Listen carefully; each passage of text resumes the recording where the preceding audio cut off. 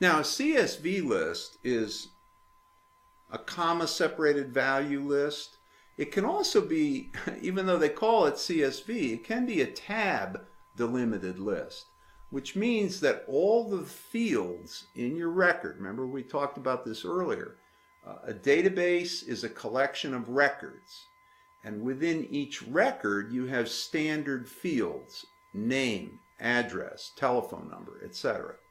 When you export all that information as a file, one of the options, and it's generally true with almost all contact systems, one of the options, or I should say databases really, one of the options is to export in a format which is comma-separated values. So each one of the fields within the record will be separated by a comma, and then at the end of the record there'll be some delimiter that marks the end of the record. And usually that's a carriage return or an end of line code within the file. All right. But occasionally you will find well, actually fairly often, you will find a tab delimited file, but it's still called CSV. One of those little anomalies. And I suppose if we looked up tab delimited file,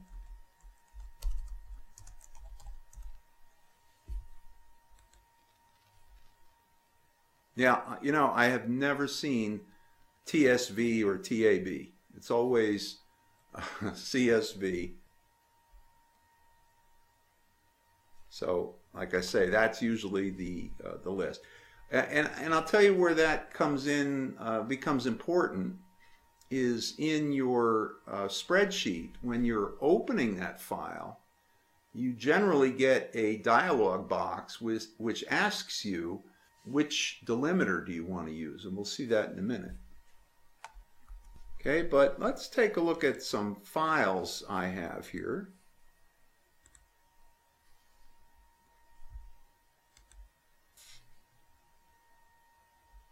Okay, let's look at these. So we have the list given to Monica and postal.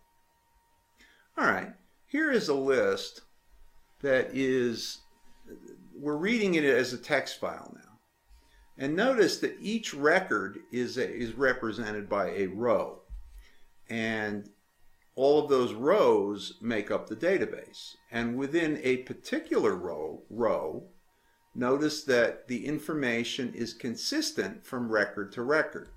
So the first entry is the company name, all right, and so on. So this ability to import another address book list into Gmail contacts is very, very important, because, you know, here's an address book with many different fields. It ranges from first and last name to notes. Here's what Google Contacts gives you in terms of the available fields that you can import information into. Now, there's a lot more here than most people would use. However, Google is smart enough to know which fields in your file import into which fields in their format. That's a big deal. The ability to, you know, be able to import and export is very, very important in a contact system. So it's really a system, because after all, we're trying to save you time and money and help you to be more efficient using all of these time management tools.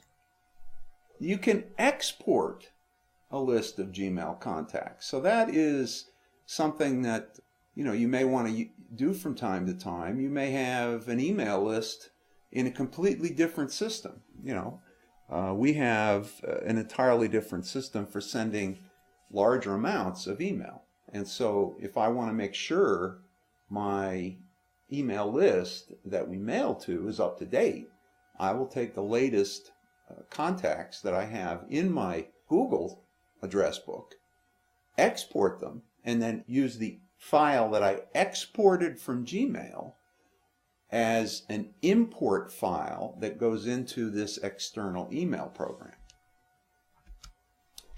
And you can do that using a regular spreadsheet program. You may have to rearrange. Remember, I said the field content, each different field with different types of information within one contact record, need to be sometimes lined up manually, or maybe some of those fields need to be renamed. Well, you can import the file that you exported from Gmail. Pardon me if it seems a little complicated or if I may be over describing it, but I just want to make it clear for everybody. If you take that Gmail address book file and you open it up in a spreadsheet, generally you will see a text import wizard of some sort. This text import wizard enables you to take a tab or comma delimited file. Remember, we talked about tab characters being between each of the fields, or commas separating each of the fields. So whatever the correct separator is, you can choose that. All right, now sometimes it's done completely automatically, but probably 50% of the time, you have to look at the data in that import wizard and determine whether it's a tab or a comma. Now in this case, you can see that the tab is checked and it doesn't look right. It's the wrong separator. So if I instead click comma for the separator, you will see that the fields line up and everything looks good. And then you just go ahead and click OK and import the entire list. So then you will get the header names, because this particular list has header names that were exported when the file data, all the records, were exported. So that will be helpful for you. Now there are a number of Gmail contact options, for setting up lists. And I won't get into this because, most people may just work with one list, although there may be a reason to separate the contacts into different lists. And Google also has Google Groups. Gmail and Google integrate with G+ or Google+, and that is Google+ is the answer to Facebook. That's Google's own system for social networking. So you can make voice calls, you can make video calls, and use some of the other features of Google in its entirety with this contact manager. So you can organize them in groups.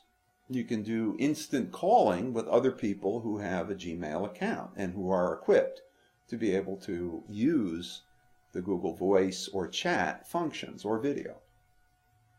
Now, if you click on these three small dots down here, it will bring up a small calendar view, and you can see that here's the sample. Now, I've blown up the sample so you can see it, but there it is right there.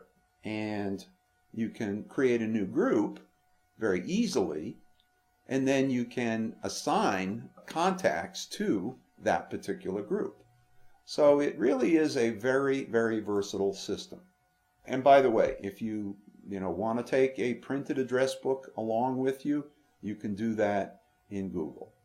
It also has a feature for merging duplicate contacts, but I'd be careful with that. I have found that it can give you some errors.